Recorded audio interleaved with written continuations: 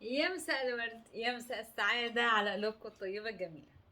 جايبه لكم حبة سلطة النهاردة، حكاية جنب الغدا، على الفطار، بالليل، على العشاء، مش هتقول لا. طب عبارة عن ايه؟ معايا بدنجالة مشوية على النار، بدنجالة واحدة مشوية على النار. تمام. ده طبق سلطة كامل متكامل بجد، هيعجبكم بطريقة، انا عجبني فهيعجبكم ان شاء الله. طيب، معايا بدنجالة كبيرة اهي، انا شويتها تمام وهرستها بالشكل ده. ريحه البدنجان المشوي كده. طيب ايه المكونات اللي معانا تاني على البدنجان اللي احنا شويناه؟ معايا رمان، الرمان مال السوق دلوقتي. تمام. هنزل برمانه كده اهي مفصصاها. هنزل باتنين من القوطه، طبعا انا بوريك الطريقه وانت ضعفي قللي زي ما انت عايزه. اتنين من القوطه المكعبات صغيره.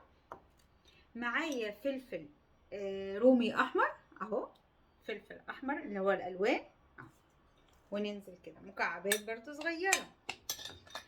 معايا ايه حلوين؟ معايا بصل اخضر، البصل برضو مال السوق اهو، بصل اخضر ومقطعاه قطع صغير.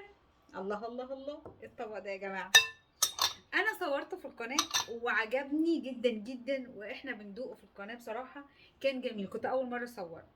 تمام. هننزل بايه؟ عصير من الليمون في معدل 3 ليمونات، ومعايا معلقه توم مهروسه اهي، ومعانا ايه تاني؟ حبه ملح حسب الرغبه. دي كل المكونات بتاعتي. ده طبق السلطه، الباذنجان المشوي، فلفل الوان احمر، وقطو اتنين من القوطه، عصير ليمون، توم. عملنا ايه تاني؟ وبصل اخضر. الله الله الله، ريحه التوم مع البصل الاخضر مع البدنجان المشوي بجد يا جماعه مش عايزه اقول لكم قد ايه ريحته جميله جدا جدا. طبق جميل، فيه رمان مسكر، في الليمون عكسه، فمدي مزازه تحفه بجد، هيعجبكم جدا جدا جدا زي ما عجبني. ان شاء الله هيعجبكم، وقولوا لي رايكم ايه. طبق سلطه مختلف لذيذ وخفيف جدا. كونا كل المكونات خلطناها ببعض وبقي بالشكل ده، حتى شكل الالوان يا جماعه حلو جدا. نقدم مع بعض الطبق السريع البسيط اللي ريحته كده تجوع. الله الله الله الله، احلى طبق ده ولا ايه؟ اسيبه لكم من قريب، شكله روعه بجد روعه. بصوا شكل البصل، بصوا.